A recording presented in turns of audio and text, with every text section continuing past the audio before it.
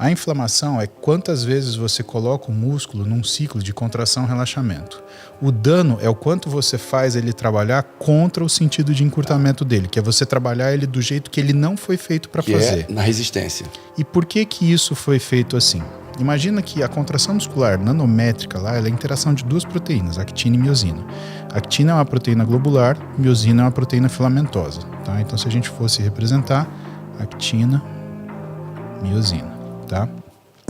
Só que são estruturas, Paulo. E como elas são estruturas, elas sofrem desgaste, elas sofrem wear. E aí, essa miosina, ela vai entortando, porque você está submetendo sob força. Quando existe um aumento desse ângulo, fazendo com que não tenha mais contato da miosina com a actina, o que acontece? Você perde força. Isso é o que ele chama de dano. Só que qual é o meio mais eficiente para você fazer isso? É a contração excêntrica. Porque é você forçar um músculo contrair de um jeito que ele não foi feito para funcionar. Então, isso é dano. Repetição é ciclo, contração, relaxamento, ou então o que a gente chama isquemia, perfusão, que é a mesma coisa. O músculo, quando está em contração, ele não perfunde, ele faz isso no relaxamento. Isso também dá uma resposta fisiológica. Mas o que é a pirâmide de Schoenfeld-Contreras? É o estímulo bioquímico. O que é a pirâmide de de Sales-Musi? É o estímulo mecânico.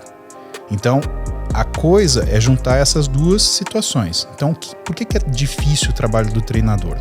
Né? E por que normalmente um bom treinador é um profissional de educação física que se especializou nisso?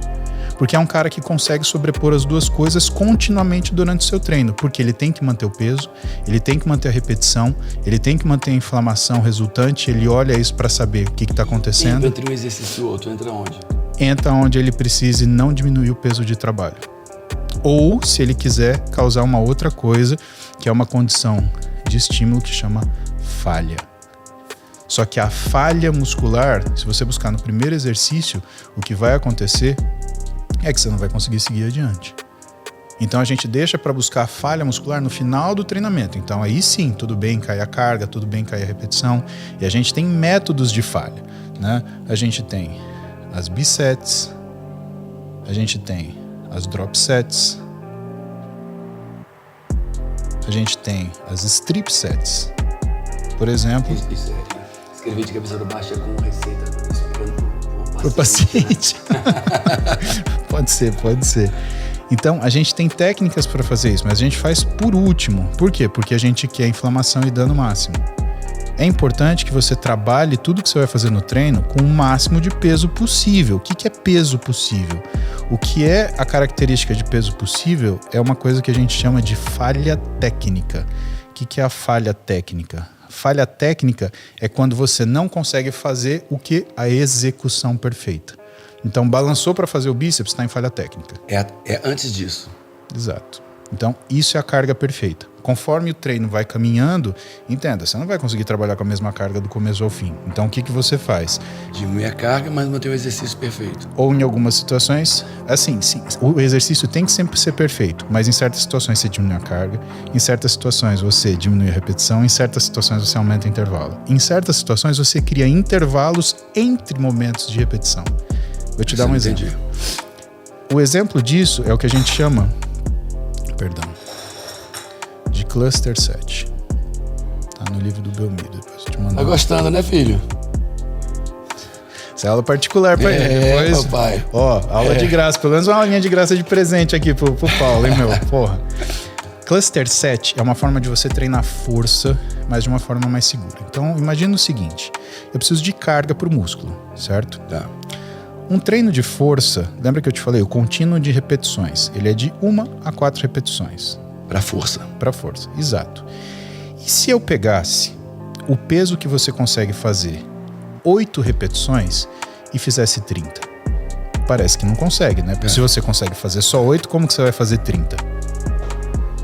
E aí o que você faz? Você cria intervalos intermediários. Então você pega uma carga que você vai fazer 8 repetições, por exemplo, só que em vez de fazer as 8 de uma vez, porque você vai cansar, você vai exaurir, você vai fazer 3. E você vai dar um descanso de 10 segundos entre cada 3. Sabe o que acaba acontecendo? Você vai conseguir fazer mais ou menos entre 15 a 30 repetições. Isso é uma forma de você treinar força sem ter o risco de você se lesionar com força. Eu treino sozinho, por exemplo, eu não tenho treinador. Isso quer dizer que depois de 32 anos de treino, eu carrego grandes pesos. Só que isso também me leva a riscos altos, porque eu tenho condição de empurrá-los. Então, quem que sofre mais acidente? Piloto de Fórmula 1 ou gente que dirige o carro dia a dia no trânsito? O piloto de Fórmula 1. Ah, ele dirige pior? Não, ele dirige no limite. E dirigir no limite vai te fazer levar acidente. Então você pode ter a falsa impressão, pô, aquele piloto é barbeiro, ele bate muito. Não, ele dirige muito no limite. Sempre no limite. Quando você pega um cara formado, você e eu, a gente treina há muito tempo, a gente tem muita capacidade de exercer força. Isso quer dizer que a gente está muito perto do limite. Para eu trabalhar com a carga que eu faço 3 repetições, 4 repetições, é uma carga muito alta. E sozinho é um risco muito grande. Eu trabalho com a carga de 8 repetições, só que em vez de fazer as 4 repetições, eu faço 30. Isso faz ganho de força, lembra disso. Isso faz você ter ganho de força. Por quê? Porque esses 10 segundos que você dá de intervalo entre 3 repetições, eles não representam nada, Paulo. Fisiologicamente, bioquimicamente, isso não é suficiente para te recuperar. ATP, para você recuperar, por conta do sistema de creatina, ele demora para você recuperar 80%, mais ou menos 1 minuto. Para você recuperar 100%, de 3 a 5 minutos. Então você fala, eu quero recuperar 100%, 3 a 5 minutos. Isso é o treino de um powerlifter. Então tem sentido. Eu primeiro ganho força, treino força, para depois ganhar força, eu treino hipertrofia, porque eu vou ter trabalhar com mais peso. Continua. E aí eu ganho, depois da hipertrofia, eu trabalho repetição. E falha. Perfeito. Falha. Sabe o que você acabou de deduzir? Você acabou de deduzir a forma que os fisiculturistas treinam. É uma coisa chamada periodização ondulatória. Parabéns. Uau! Com 15 minutos de explicação. Parabéns. Caraca. É isso aí.